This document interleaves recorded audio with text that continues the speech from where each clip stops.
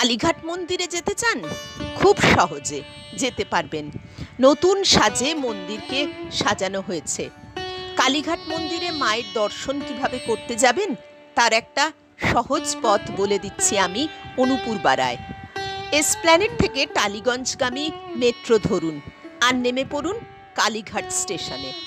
এসপ্ল্যানেডের পর স্টেশনে আসবে পার্ক স্ট্রিট, ময়দান, রবীন্দ্র সদন, নেতাজি ভবন, যতীন দাস পার্ক এবং কালীঘাট। সেখান থেকে আপনাকে একটু পিছু যেতে হবে, 250 মিটার হাঁটতে হবে, পৌঁছে যাবেন কালীঘাট স্কাইওয়াকে।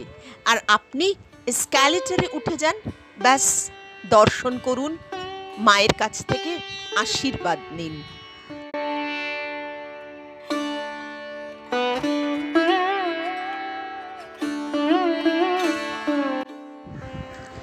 নবরূপে সজ্জিত কালীঘাট মন্দির, কালীঘাট স্কাইওয়াক এবং হকার্স কর্নারের উদ্বোধন করলেন মুখ্যমন্ত্রী মমতা বন্দ্যোপাধ্যায়।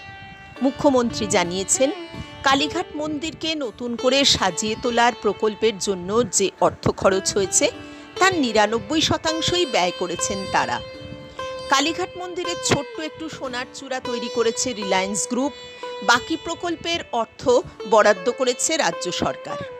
মুকেশ আম্বানিরা এই কালীঘাট মন্দিরের সোনার চূড়া তৈরি করতে চেয়েছিলেন। রাজ্য সরকারের তরফে জানানো হয়েছে, কালীঘাট স্কাইওয়াকের দৈর্ঘ্য হল 435 মিটার আর 10.5 মিটার চওড়া। কালীঘাট স্কাইওয়াককে 2টো এসকেলেটর, 3টে লিফট এবং 3টে সিঁড়ি আছে। মুখ্যমন্ত্রী জানিয়েছেন, মন্দির চত্বরেই ডালার দোকান খোলা হয়েছে। দক্ষিণেশ্বরে যেমন স্কাইওয়াকেই আছে ডালার দোকান, সেরকম কালীঘাটে স্কাইওয়াকে নেই। মন্দির চত্বরে ডালা পাওয়া যাবে বলে মুখ্যমন্ত্রী জানিয়েছেন। কালীঘাট স্কাইওয়াকে মূল প্রবেশ ও প্রস্থান পথ Shyamaprasad Mukherjee road, Hazra road, Kalighat road থেকে মন্দির কমপ্লেক্স। হিন্দু শাস্ত্র অনুযায়ী পুরাণ বর্ণিত 51 সতীপীঠের অন্যতম কালীঘাট। জনশ্রুতি অনুযায়ী বহুকাল আগে আদিগঙ্গার পাশে কালীক্ষেত্র নামে ঘন জঙ্গলপূর্ণ এই স্থানে আত্মারাম ব্রহ্মচারী নামে এক ব্রাহ্মণ বাস করতেন।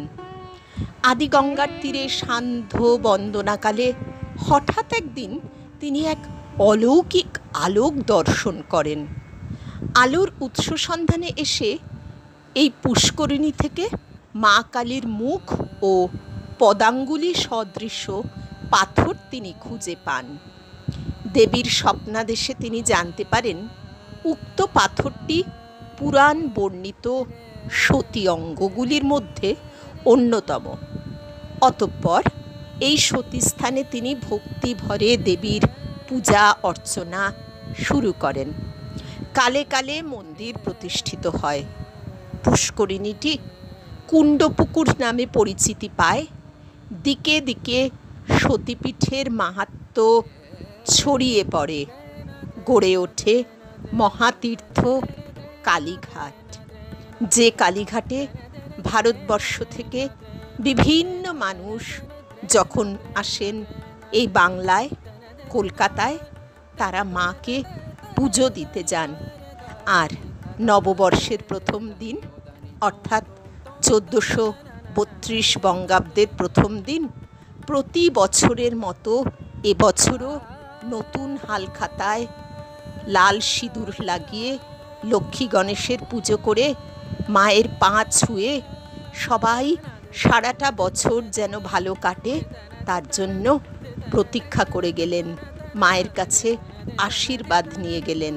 আর এবছরের নতুন বছরে অর্থাৎ বাংলা নববর্ষে বাড়তি পাওনা রইল কালীঘাট যারা ভ্রমণ করতে এসেছেন তাদের জন্য স্কাইওয়াক।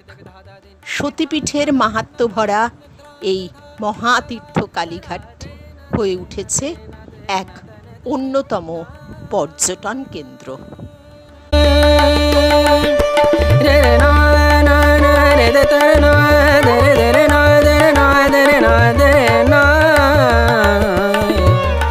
হে